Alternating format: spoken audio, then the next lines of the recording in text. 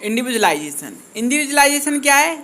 Differentiation की एक process है जिसमें हम किसी क्लास, किसी ग्रुप, किसी पिक्यूलियर फीचर के आधार पर डिफरेंट क्वालिटीज़ में लोगों को डिफरेंशिएट कर रहे हैं। क्योंकि हम इंडिविजुअलाइजेशन होम्योपैथी के अंदर देख रहे हैं तो डिफरेंट पर्सन्स को इंडिविजुअलाइज करने की कोशिश कर रहे हैं, अलग अलग करने की कोशिश कर रहे हैं। डॉक्टर हैनीमन सर पहले ऐसे व्यक्ति थे जिन्होंने इंडिविजुअलाइजेशन का यूज मेडिकल फील्ड में किया था।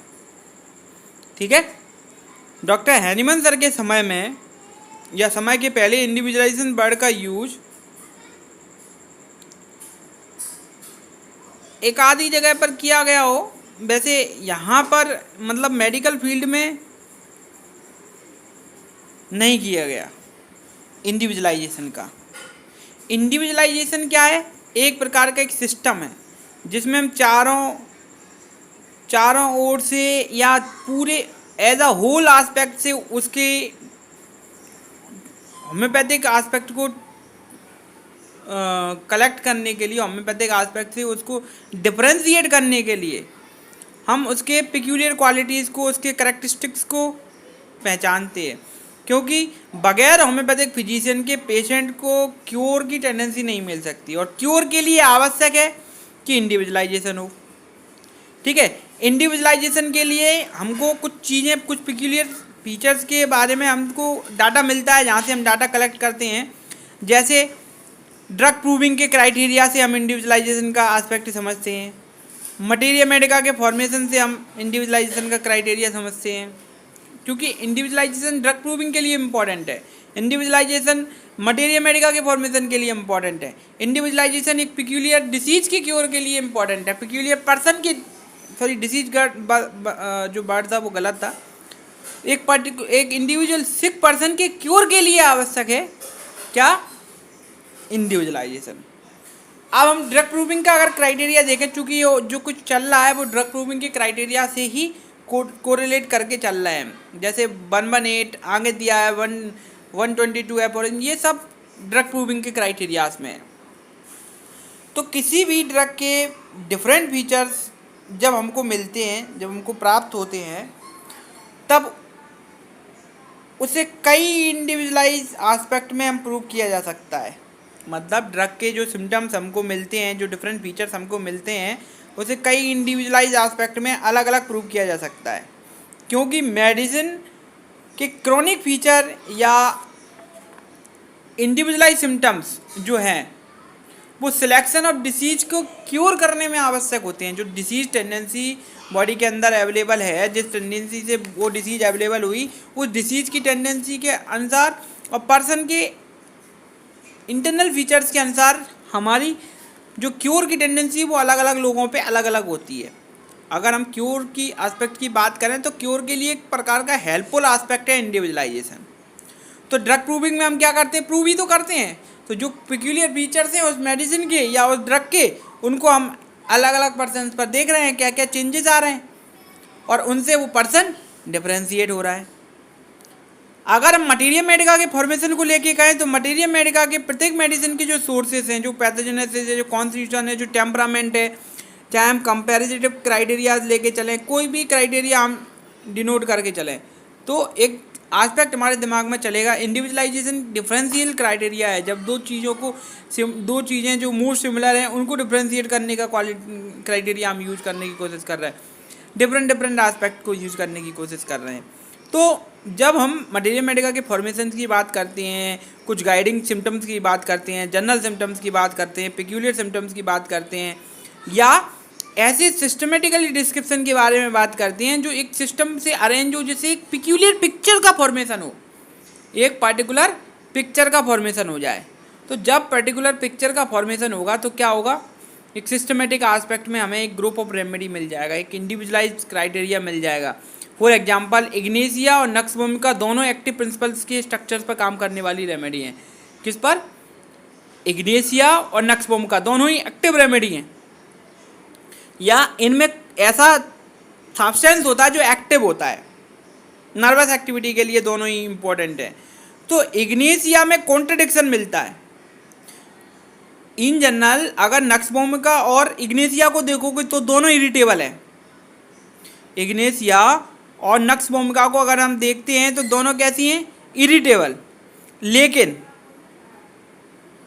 लेकिन इग्नेशिया में कॉन्ट्राडिक्टरी सिम्टम बहुत भरे पड़े हैं, फिक्स है कॉन्ट्राडिक्शन, जबकि नक्स भूमिका में जो पेशेंट है वो फिक्स रहता है। इग्नेशिया में जो कॉन्ट्राडिक्शन है वो ज़्यादा देखने को मिलता है, और नक्स भूमिका का पर्सन फ्लेक्सिबल होता है, चेंजेबल, थोड़ा सा मान के चलो, थोड़ा फ्लेक्स कम ज़्यादा हो सकता है, इतना ज़्यादा कॉन्ट्राडिक्शन उसके अंदर देखने को नहीं मिलता है।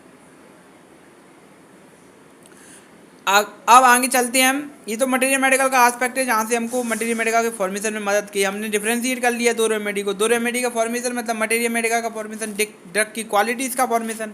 फिर आता है ट्रीटमेंटल क्राइटेरिया। ट्रीटमेंट के लिए हम क्या कर सकते हैं, जब तक हम एक पेशेंट को एक पेशेंट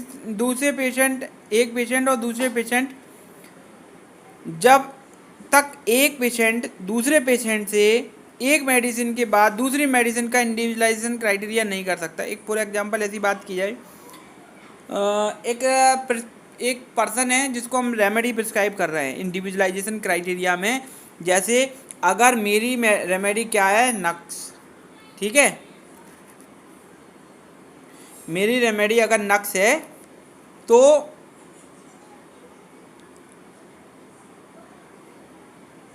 जरूरी थोड़ी ना जीतू भैया की भी नक्स ही हो, जरूरी है क्या?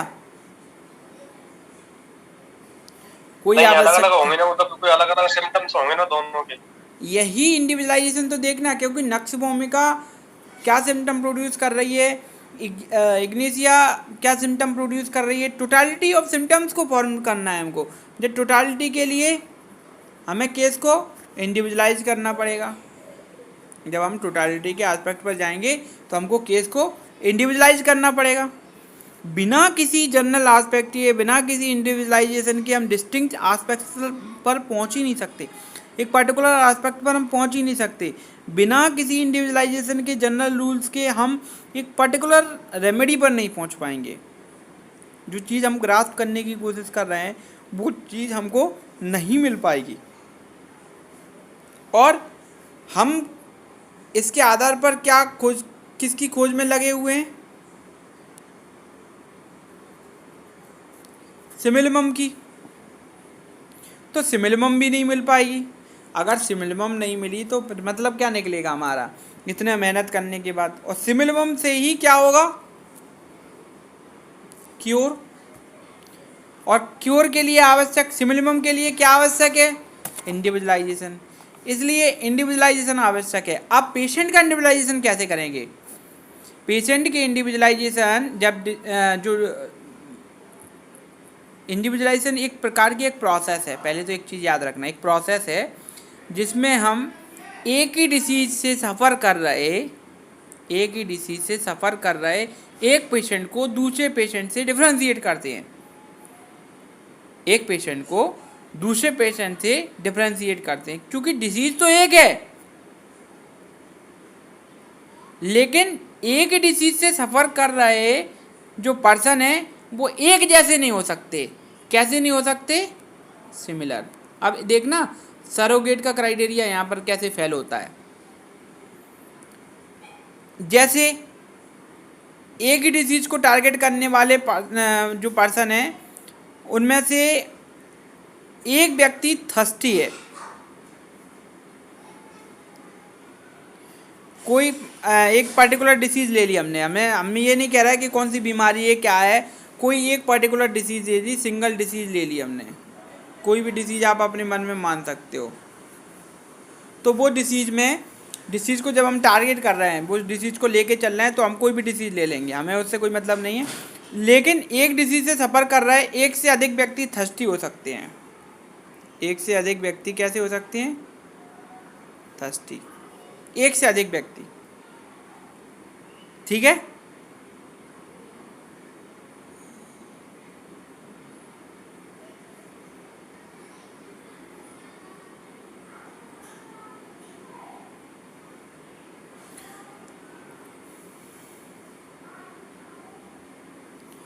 दूसरा, एक से अधिक थर्स्टी हो गए, यहाँ पर हमें इंडिविजुअलाइजेशन नहीं मिला। दूसरा, हो सकता है उनमें से कुछ कोल्ड को लेके ससेप्टेबल हो, ठीक है, कुछ पर्सन्स को स्वीट की डिजायर हो, ठीक है, देखते चलना, अलग अलग कर रहे हैं। इंडिविजुअलाइज करेक्टर में हम एक चीज़ और नहीं भूल सकते, क्या? कॉमन सिम्टम ऑफ डिसीज, वो तो हमें साथ में लेके चलना है। कॉमन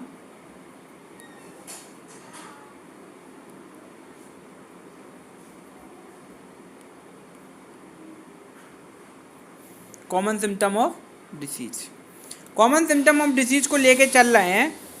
तो common of symptom of disease से हम इंडिविजुअलाइज नहीं कर सकते, लेकिन पेशेंट के कुछ इंडिविजुअल कैरेक्टर के आधार पर, जैसे अब मान लो थर्स्टी व्यक्ति की संख्या 4 थी, 4 थर्स्टी व्यक्ति थे, ठीक है, उनमें से एक ही चिली निकला, एक ही कोल्ड को लेके ससेप्टेबल निकला, तो एक अलग हो गया ना, और 3 हीट को लेके हो गए, तो हमारे पास एक कोल्ड वाला आ गया। अब हमको अगर कोल्ड वाला चाहिए तो हमारे लिए यही डिफ्रेंसिएशन हो गया, चिली पर्सन हमारे पास अवेलेबल है, क्योंकि डिसीज सिम्टम्स सभी एक ही डिसीज से सफ़र कर रहे हैं।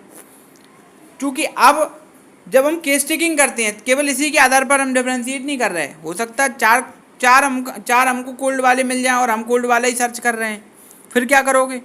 फिर पर्सन के नेचर्स, उसके मेंटल सिम्टम्स को ले लो, मेंटल कैसे, उसका बिहेवियर कैसा है, उसका नेचर पैटर्न कैसा है, कौन क्या उसकी पसंद है, क्या नापसंद है, क्या लाइक्स हैं, क्या डिसलाइक्स हैं, इन सब को लेके हम एक पर्सन को क्या कर लेंगे?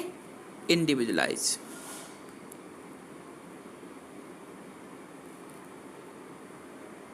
क्योंकि सभी एक जैसे तो हो नहीं सकते, हो सकते हैं क्या कि सभी चिली हैं तो सभी को आइसक्रीम पसंद हो चिली होने के बाद? कोई एक ऐसा तो निकलेगा जिसको आइसक्रीम बहुत ज़्यादा पसंद है, डिजायर फॉर आइसक्रीम, वही हमारा डिफ्रेंसिएशन हो गया। सभी ऐसे थोड़ी ना मिलेंगे जिनको चाय कॉफ़ी पसंद हो, यहाँ पर हमारा डिफ्रेंसिएशन हो गया। तो हम तो अलग अलग तरीके से पेशेंट को आस्पेक्ट देख रहे हैं, क्योंकि अगर हम और डीपर लेवल पर जाएंगे तो हम पिछले चैप्टर में पढ़ चुके हैं ससेप्टेबिलिटी।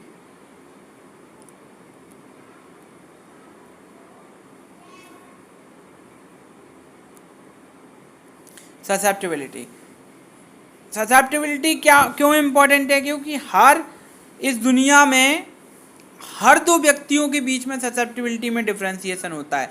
मतलब जीतू भैया की ससेप्टेबिलिटी अलग है, हमारी अलग है, उनकी अलग, उनकी अलग, रमेश भैया की अलग, सबकी अलग अलग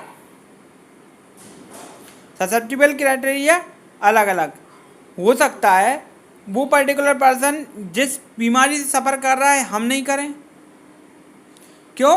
क्योंकि वो उसके लिए ससेप्टेबल है, तो उसके लिए ससेप्टेबल है तो उसके लिए बीमार हो जाएगा। आपकी जैसी ससेप्टेबिलिटी वैसे ही आपको डिसीज पकड़ लेगी। अगर आपकी पावर अच्छी है तो आपको कोई डिसीज आपको नहीं पकड़ सकती। अब इंडिविजुअलाइज क्राइटेरिया, ऑर्गेनिज्म में अगर हम ससेप्टेबिलिटी को लेके चलें तो ससेप्टेबिलिटी क्या है? लिविंग ऑर्गेनिज्म का एक इंडिविजुअल करैक्टर है जो एक पर्सन को दूसरे पर्सन से डिफ्रेंशिएट करता है। और अगर हम पेशेंट एक्यूट ट्यूबुलर, कोई पर्सन कोई डिसीज से सफ़र कर रहा है, निमोनिया, ट्यूबरकुलोसिस किसी सफ़र कर रहा है, तो ज़रूरी थोड़ी ना दूसरा पर्सन भी उसी सफ़र करे। इंडिविजुअल पर्सन भी डिफ्रेंशिएट क्वालिटी लेके चल सकता है ना। अगर हम इंडिविजुअल क्राइटेरिया को लेके चल रहे हैं तो पहला जो एस्पेक्ट होता है इंडिविजुअलाइजेशन की, पहला प्रोसेस होता है ड्रग प्रूविंग का क्राइटेरिया, कि ये सिम्टम आए थे, ये हो सकते हैं। या मटेरियल मेडिकल एस्पेक्ट में हम करेक्टरिस्टिक्स ऑफ पेशेंट के करेक्टरिस्टिक्स को लेके चलते हैं। फिजिकल सिम्टम्स क्या निकले, मेंटल सिम्टम्स क्या निकाले उसने, फिजिकल मेंटल मैच हो रहे हैं या नहीं हो रहे हैं। मान लो इनके अलग, उनके अलग। यहाँ जैसे एक क्राइटेरिया इसमें दिया है, सिकल और आर्सेनिक दोनों ही कैसे हैं? चिली। दोनों को ही कवरिंग से दिक्कत है, कवरिंग चाहते हैं, लेकिन सिकल कोर चाहता है कि उसे ठंडी हवा मिले, लेकिन आर्सेनिक क्या चाहता है? हॉट। सिकल कोर को ठंडी चीज़ें पसंद है, जबकि चिली है जबकि चिली है फिर भी कोल्ड चाहिए, याद रखना। और आर्सेनिक भी चिली है लेकिन आर्सेनिक को हॉट चीज़ें चाहिए। तो एक डिफरेंशिएट क्राइटेरिया आ गया ना हमारे पास। दोनों ही मेडिसिन कैसी हो गई, डिसिमिलर, डिफरेंशिएट हो गया। इसी वर्ड को लेके हम चल रहे हैं, क्योंकि डिफरेंशिएट करने के लिए पिक्यूलियर कैरेक्टरिस्टिक सिम्टम्स को लेना पड़ेगा, नोसोलॉजिकल सिम्टम्स को भी लेना पड़ेगा। ऐसा नहीं कि हम जो नोसोलॉजिकल सिम्टम्स हैं उनको नहीं ले पा रहे हैं। इंडिविजुअलाइजेशन में थोड़ा सा टाइम लगता है, एक लेबोरियस प्रोसेस होती है इंडिविजुअलाइजेशन, थोड़ा लंबा प्रोसीजर है, टाइम लगता है। अगर फिजिशियन के पास मटेरिया मेडिका की प्रॉपर नॉलेज नहीं है तो वो पेशेंट को क्योर नहीं कर पाएगा। और मटेरिया मेडिका का डाटा कैसे, मेडिसिन डिफरेंशिएट करती है इंडिविजुअल पर्सन पर, अलग अलग क्वालिटीज़ में, और एक इंडिविजुअल डिसीज पिक्चर पेशेंट की तैयार होती है। फिजिशियन अगर परफेक्ट रेमेडी फाइंड आउट नहीं कर पा रहा है मटेरिया से तो वो क्योर नहीं कर पाएगा। और वो पर्टिकुलर फाइंडिंग के लिए क्या आवश्यक है, individualisation, individualistic criteria, peculiar symptoms को फाइंड आउट करना एक बहुत डिफिकल्ट टास्क है, क्योंकि पेशेंट की माइंड की कंडीशन कैसी है। एलोपैथिक केस टेकिंग में ये सब पॉसिबल नहीं है। हमारी केस टेकिंग में इतना पॉसिबल है, अगर आपको पेशेंट सिम्टम निकाल लिए, अगर पेशेंट, अब कुछ पेशेंट जैसे होते हैं वो अपनी लाइफस्टाइल के कंडीशन नहीं देते हैं आपको, जिनको मैं टिपिकल पेशेंट मान के चलता हूँ, जैसे हाइपोकॉन्ड्रिक पेशेंट, इंडोलेंट पेशेंट। इनसे आप उनकी पर्सनल लाइफ के बारे में पूछोगे तो उल्टा सीधा बताते हैं। एक तो बताता ही नहीं है इंडोलेंट, एक बताता है तो अति में बताता है, बढ़ चढ़ के बताता है। और इनके जो बताने का तरीका है वो मिसलीड कर देता है, इससे कंप्लेंट कम ज़्यादा हो सकती हैं, दिक्कत हो सकती है, जो पर्टिकुलर टेंडेंसी हम चाह रहे हैं वो नहीं मिल पाती है। अब ऐसे हम कैंसर के क्राइटेरिया को फॉलो करें। एक वर्ड 118 में एक वर्ड का यूज किया गया, सब्स्टिट्यूशन। इन जनरल सब्स्टिट्यूशन मतलब सरोगेट को रिसेंबल करता है। सरोगेट मतलब टू पुट अनोदर,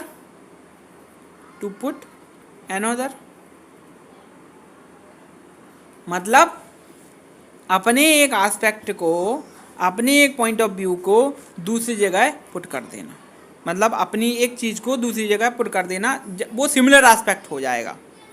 लेकिन होम्योपैथी के अनुसार, चाहे आप कैंसर को पढ़ो, चाहे आप एनिमल को पढ़ो, सभी ने एक ही चीज़ को बोला, the substitution of one remedy for another can not be thought of entertain in homeopathy. आप होम्योपैथिक एस्पेक्ट में किसी भी एस्पेक्ट पर आप चाहें, कोई भी व्यू आप देख के चलें, आप एक होम्योपैथिक रेमेडी का सब्स्टिट्यूशन नहीं ढूंढ पाएंगे, ना एक रेमेडी दूसरी रेमेडी का सब्स्टिट्यूशन हो सकती है। क्यों? क्योंकि इंडिविजुअलाइजेशन, उसको हम डिस्क्रिमिनेट नहीं कर सकते, भूल नहीं सकते, क्योंकि इंडिविजुअलाइजेशन क्राइटेरिया हर रेमेडियल, हमने ड्रग प्रूविंग क्यों पढ़ा, क्योंकि हर मेडिसिन एक एक सिम्टम अलग अलग प्रकार का दे रही है।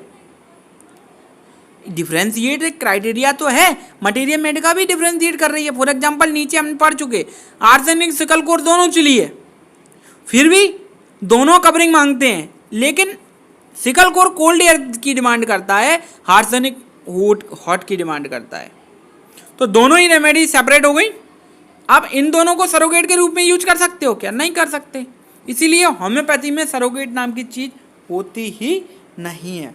सब्स्टिट्यूशन ऑफ एक रेमेडी का कोई दूसरा सब्स्टिट्यूशन होता ही नहीं है, ये याद रख लेना लाइन। ये कैंसर के व्यू के अनुसार आप किसी भी आंसर में लिख सकते हो, the substitution of one remedy for another can not be thought of entertain in homeopathy. Homeopathic physician must individualise, he must discriminative. Homeopathic physician को इंडिविजुअलाइज होना चाहिए, डिस्क्रिमिनेटिव होना चाहिए। एग्जाम्पल आपको दिया ही गया है, यही एग्जाम्पल चिपकाना, सिकल कोर का और आर्सेनिक का। क्या चिपकाना है? Take to instant remedy, secale cor and arsenic, both are chilly, but the patient wants cover off. Patient covering off की डिमांड करता है। Wants the cold air in secale, secale cor क्या मांगता है? Cold air. But and he want all the things hot in arsenic, arsenic क्या मांगता है? Hot things. Mental picture दोनों रेमेडी की हेल्प करती है डिस्टिंग्विश करने में। बिना किसी मेंटल पिक्चर के, बिना किसी जनरल एस्पेक्ट के, बिना किसी पर्टिकुलर पिक्यूलरिटी के आधार पर अब कुछ पिक्यूलरिटी जैसे अनकुंचेबल थर्स्ट, ड्राई, रेड टंग, लाइटनिंग पल्स, बेल्डन, ये आर्सेनिक की क्वालिटेटिव फीचर्स हैं। अगर हम सिकल को देखेंगे तो सिकल में थोड़ा सा और चेंजिंग देखेंगे। he wants cover off, he want cold application, he want windows open, he can't tolerate heat, warm room makes him burn, सारी टेंडेंसीज इसकी वार्म में बढ़ रही हैं। तो दोनों ही टोटली डिफरेंटेड है। तो मटीरिया मेडिका में दिस काइंड ऑफ इंडिविजुअलाइजेशन हमको देखने को मिलेगा। ये चीज़ है पर्टिकुलर टेंडेंसीज को डिफरेंशिएट करने के लिए इम्पॉर्टेंट है। तो यहाँ से एक एग्जांपल से हम समझ सकते हैं कि किस तरीके से हम पर्टिकुलर पर्सन को इंडिविजुअलाइजेशन के क्राइटेरिया से डिफरेंशिएट कर सकते हैं। और एक पॉइंट सबसे ज़्यादा याद रखना कि कोई भी the substitution of one remedy for another can not be thought of. एक रेमेडी के सब्स्टिट्यूशन के रूप में हम दूसरी रेमेडी को नहीं सोच सकते। इंटायर होम्योपैथी में हम ये चीज़ कर ही नहीं सकते। ये था इंडिविजुअलाइजेशन का